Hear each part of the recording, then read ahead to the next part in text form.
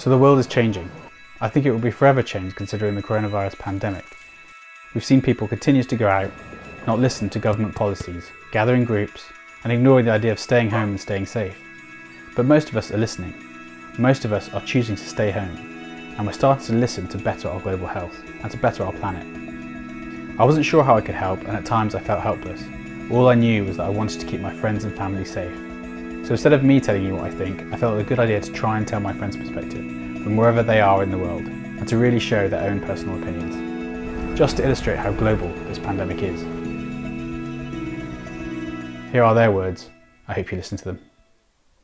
What's been the most surprising thing you've seen as an effect of the pandemic? I was a little bit disappointed by the kind of fear buying, panicky kind of stuff, like no more toilet paper in Sweden. Exactly, yeah. Society starts to break at quite, it doesn't take much to break, just if you pull a few little ties loose and then suddenly you go to the supermarket and you cannot buy toilet paper. I think how much people aren't taking it very seriously. Some criminal gang trying to rip off public health bodies by selling them, doing scam sales of medical equipment. It's weird to be at home and feel so lost. That's weird. Yeah. Do you feel anxious? Do you feel worried yourself? Scared. Really? Yeah. Everything's just off. Like, you don't see, like, it's a large population here, right? And you don't see a crowd. You don't see people around the streets. So I'm feeling really anxious sometimes. Teenagers just don't get it, especially in London. They just don't understand like how severe and serious this shit is. Nobody really seems sure about how things are going to turn out. It's pretty dreary. Like it's like a ghostly silence. In the evenings, if you just go out for a little walk, which is not even that late, like let's say 7 p.m, it feels like it's like 3 a.m. returning from going out clubbing or something, that eerie quietness of the streets. Negatives. The biggest negative for every business and every person, every individual in the world, I think, is the uncertainty. It's clear that there's going to be a pretty huge economic crisis after this. I don't understand why why MPs are getting a bonus and why is that money not going straight to the NHS? Yeah, exactly. Good point. I mean, there's people are buying a lot of pasta. Yeah. So those shelves were empty as well, except full grain. Nobody wants full grain anymore, apparently. That was so popular a couple of years ago, but now won't even touch it during lockdown. That's the main headline. That's the news. You get, yeah, full grain pasta not popular anymore in Sweden. Part of that question was like, what's been the most positive thing you've seen because of the pandemic? I didn't really even know my neighbours before this started, and now it's like we all kind of know each other. We all chat more. We all check in, make sure everyone's okay. So I actually feel like I'm part of like a little street community now, whereas before it was just like everyone was in their own house, just going about their day. Is there anything else? I feel like this is like a massive time that everybody can sit back and reflect on the old habits that they had as well, and hopefully think about them and think, oh, those ones weren't very good, I need to get rid of those ones, and those ones were good, I want to keep those ones and make new ones. One of the things that pleasantly surprised me is the kind of the goodwill and feeling of togetherness among people. I'm really impressed with the number of people that have been volunteering to make sure others don't go hungry. That's been good. I'm seeing, as I said earlier, people are helping each other out. Yeah. They're looking out for each other. That's what's very nice. The nation coming together to celebrate the NHS is probably one of the nicest things that's sort of come out of this. I think it's shown that actually people they do care about each other in an abstract way, not even in a very personal way. I think people are willing to go and volunteer themselves to help out society on a wider scale, even impersonally, which I think is nice. Well, the most positive thing about this have been I get to spend some more time with my kids. Like I say, I was speaking to my mum far more than I would normally, and my sister far more than I would normally, and my friends, not always like this, but you know, certainly just banter on WhatsApp or whatever, and that's always been nice. People are feeling just more warmth towards people around them, and like they want to help them, they want to, you know, find out if they're all right in their lives. And I really, really hope that continues, because I think it's a massive positive and something that has been missing a bit in our society for the last few generations. What would you like to see, hope to continue as a result of the pandemic? So after all of this is done, I really hope that people stay as connected as we are now. I feel like a lot of seeds are kind of being planted right now that will take a little bit of time to grow, and I think a lot of people is like sort of relearning about who they are, and I think with that knowledge they'll slowly sort of change towards like maybe living more fulfilling lives. The frontline staff, NHS staff, continue to get the respect that they are currently getting. It would be lovely to see them getting the respect they deserve.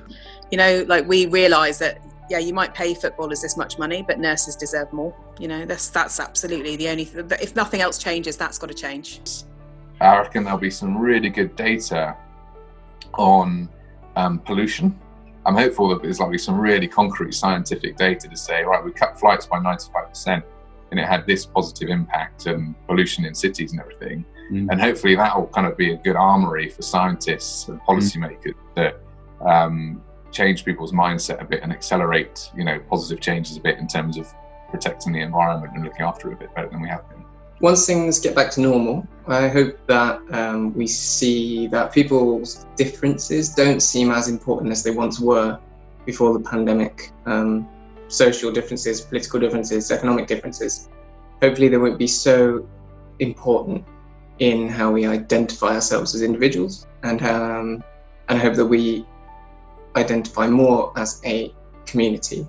I hope it will re-engage people with their families and their family network. Learn from this time, you know.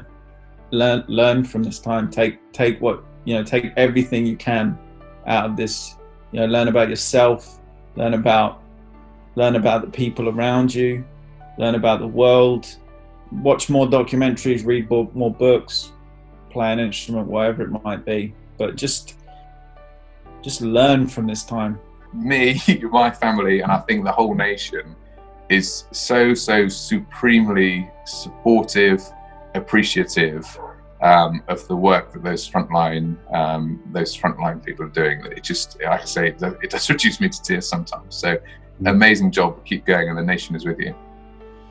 I hope that people are already learning to appreciate the smaller things again. I hope that it will make people realise there's different ways of doing things. So, doing things online, people working from home. And I also think perhaps, hopefully, we'll look after our vulnerable people better. Personally, what do you miss most at the moment? Oh man, I just miss going down to the park for a barbecue. Playing music with other people. I guess it is friends and family, work, actually. My mum. Oh. She's over there. Sorry. And my dad. Meetups with friends. Haven't been doing music lately. I miss seeing my friends. I miss going to the pub, and I miss hugs. Going to gigs. Going to a pub on the river and having a shandy at lunchtime. You know, meeting people without, any underlying suspicion if they're sick or so. The one thing I'm really missing so much, I love dressing up. I really miss the whole plumage and the whole peacockness of dressing up. Like, I was really enjoying it, especially in New York. It's such a fun particular thing. I feel like I open the cupboard and I'm like, there's no point. What am I opening it for? And I close it again. So I find that really. Any messages for people about what they should do during this time, or from your opinion? And stay safe, wash your hands, stay inside, and stay connected. Yeah, keep smiling, and I look forward to stepping out into a brighter, rejuvenated world in a few weeks' time, or a few months' time. Don't drink too much. Stay safe, stay connected, and keep distance. Even if you're healthy and you're not too worried about getting ill, just think about the people that if they got it, they would die, and that it would be awful for their families. It's just absolutely not worth it. And they've obviously introduced these social distancing rules for a reason. And I think people need to take them really seriously. Otherwise, you're going to be putting a lot of lives at risk. Stay safe and try to stay sane. I've heard a lot of people in public during this crisis talking loudly about how they're not worried about COVID-19 because they're not themselves at risk. I just want to say to all those people, it's not about you. It's about people like my son. It's about my grandmother. Do it for them. So stay positive, talk to people, keep your mind active. Message will be to have hope, and that we'll see each other once again. Don't know where, don't know when, but I know we'll meet again some sunny day. The masses are doing the right thing and doing it well. So we just got to keep up the good work, and when we get out of this, we can sort of get back to some sort of normality. So globally, we are all in this together. You know, something that happened in a seafood market in China is having a direct impact on how you and I live our lives here in, little old UK. Just to remind people that it's one world, and fine, we've got all these country borders that we've invented and trade policies and protectionist governments and everything. But at the end of the day, we all breathe the same air. So I do hope it'll broaden people's mindset a little bit. Okay, so say your name, your full name, and where you're talking from. All right, my name's Parvo and I'm in Newcastle in Australia. Hey, I'm Josh Graham, and I'm coming to you from Katoomba in the Blue Mountains, which is west of Sydney in Australia. I'm Jonny Doggett, and I'm in New Zealand, in a town called Oamaru. Hi, I'm Pete. I'm from Oxted in the UK. My name's Rob Rorison, and I am in South London. I'm Jen, and I'm from Hitchin, UK. My name is Faraz, and I'm from Dhaka, Bangladesh. I'm Tash Khatri, and I'm from Bristol, UK. Hi, I'm Liam, and I'm speaking to you from Kilburn in London. My name's Melvin Galpon. Wait, what do I say again? That's in the bloopers. Hi, my name's Melvin Galpon, and I'm from London, UK. I am Tomoi Summers, and I'm talking to you from Bristol in the UK. My name is Tobias Anderson, and I'm coming to you from Stångby in the southern part of Sweden. This is Russ Tanner from Bristol, UK. Hi, my name is Noreen, and I'm speaking to you from Brooklyn, New York.